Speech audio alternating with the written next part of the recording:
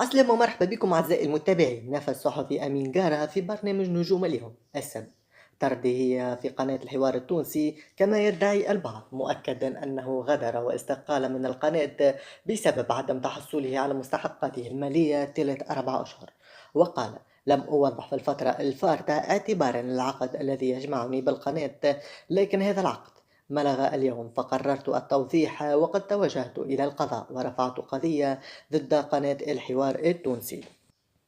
وكما أكد زاد أمين قال أنه لم يتحصل على مستحقاته المالية طيلة الموسم الحالي، لافتا إلى أن الإشكال مع صاحب قناة الحوار التونسي سامي الفهري انطلق منذ شهر فيفري الفارط، حيث طالب حينها مستحقاته المالية، لكن سامي الفهري تعهد بأنه سيمكنه من مستحقاته المالية مع بداية شهر رمضان، لكنه لم يف بالتزامه تجاهه منذ 4 مناسبات، فقرر المغادرة.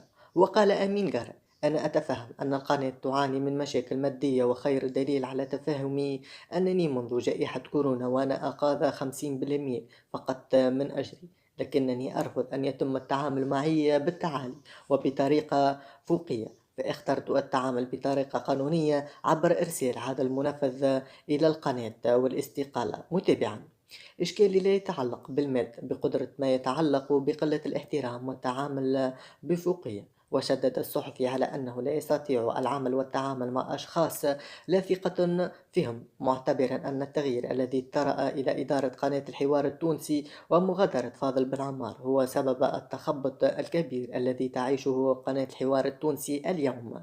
وكما أكد زاد مرة أخرى أمين قال أن القناة تقدمت باقتراحات بعد استقالته وصفها بالمضحكة من أجل ضمان عودته، مشددا إلى أنه لن يعود إلى الحوار التونسي إلا في حال حدوث تغيير داخل الإدارة.